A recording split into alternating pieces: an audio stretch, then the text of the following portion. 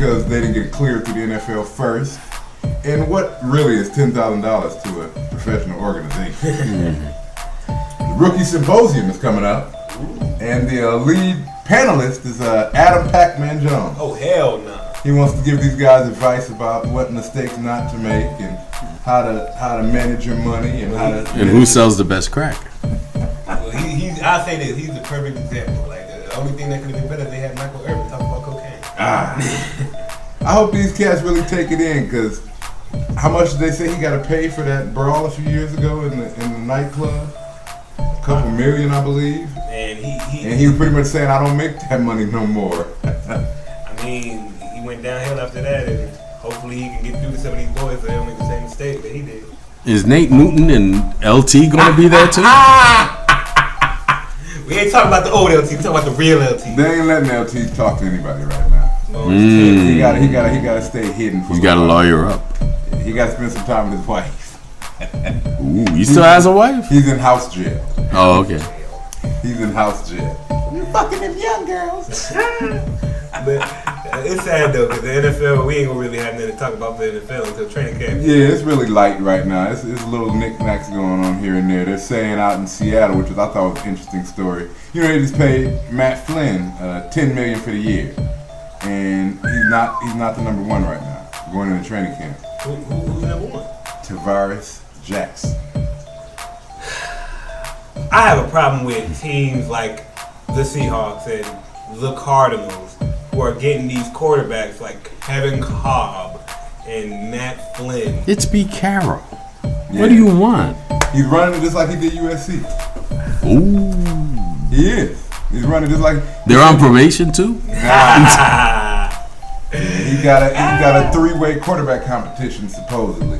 Hey, Russell Wilson, I can say this about Russell Wilson though in that little Seattle, whatever they call it, debauchery, whatever they want to call that quarterback race. But Russell Wilson was pretty good at Wisconsin. You know, I can say he has a solid chance. Yeah, Pete Carroll said it's an open competition. But can he beat out Charlie Whitehurst? Oh, he's not on the roster anymore. I hope not. They sent him to Mississippi with Brett Favre. Oh Lord. But my whole thing is, why you gonna spend all this money on this quarterback Matt Flynn if he's not gonna come in and automatically be the number one? If I was Matt Flynn, I wouldn't even be mad. $10 million to sit on the bench? Why not?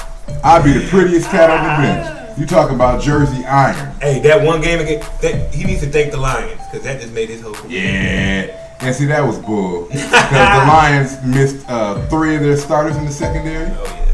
So you had guys. But it ain't like their secondary is anything worth talking about. Right. So what does that say? We missing our top 3, and our top 3 ain't really the greatest. So they went to the Arena League and got some guys picking up cats like that were driving through Detroit. Like, hey man, you used to play, right? And then a lot of people left from Detroit. So. Right.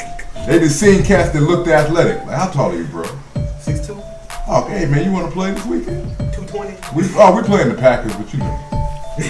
Go hit LA Fitness and see if anybody looks good.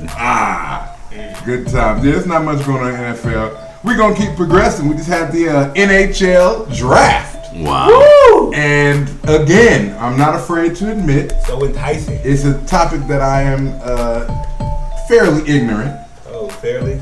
Fairly.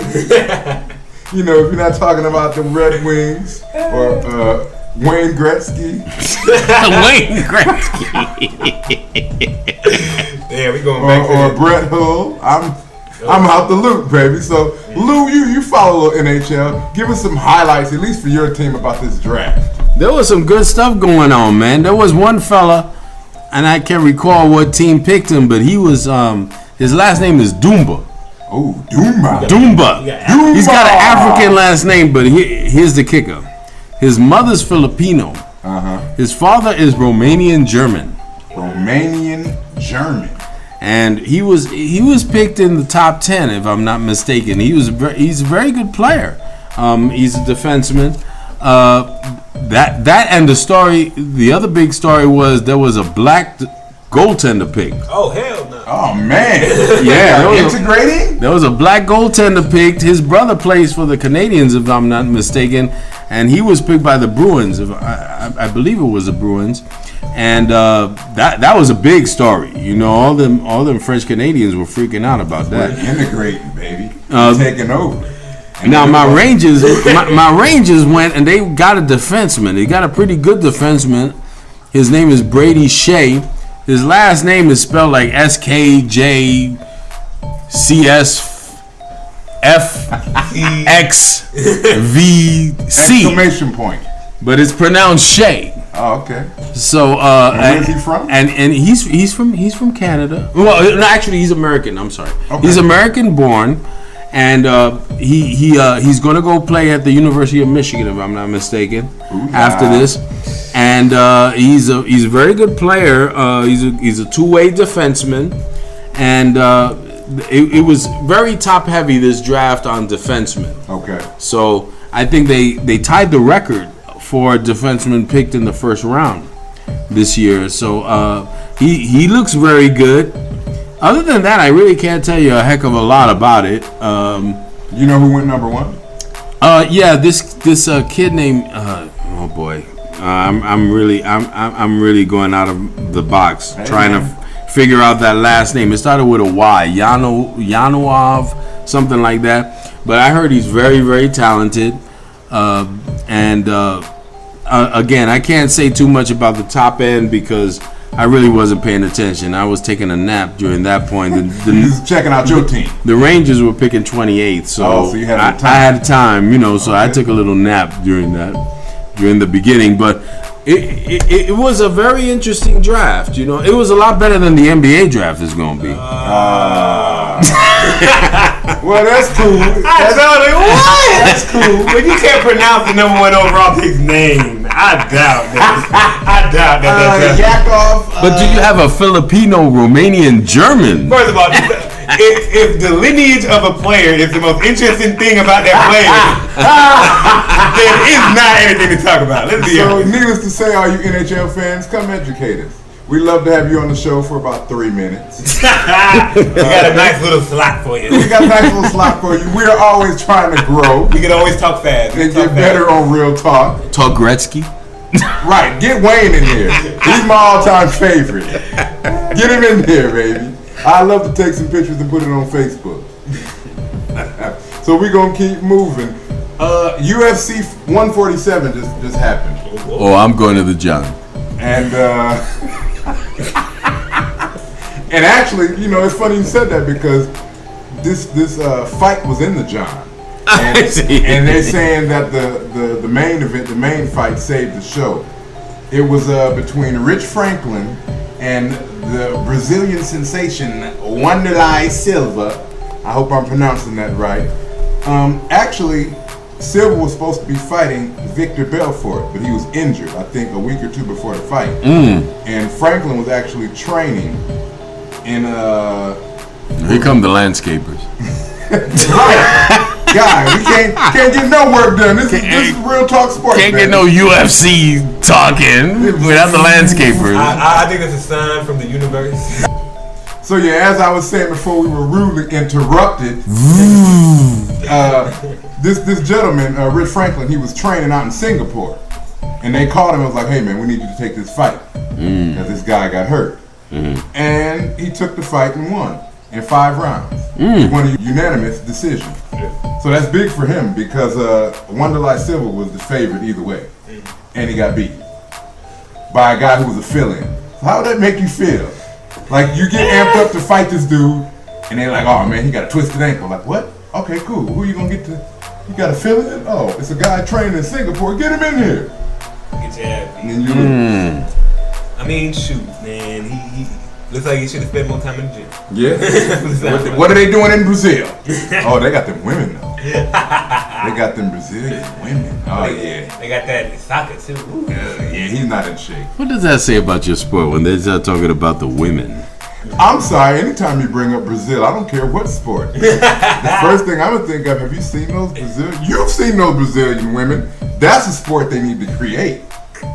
Brazilian, Muay Thai. They call them meat packers. What? Nothing. Nothing, I digressed. I'm sorry.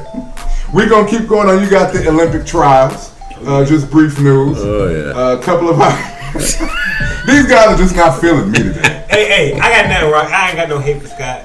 I got hate for the Olympic trials. I don't give a flying fuck. Alright. We know who's gonna be in there. Let us find out the name tells you everything. It's a trial. Yeah. Well, you got to make it to the trials to get to the Olympics.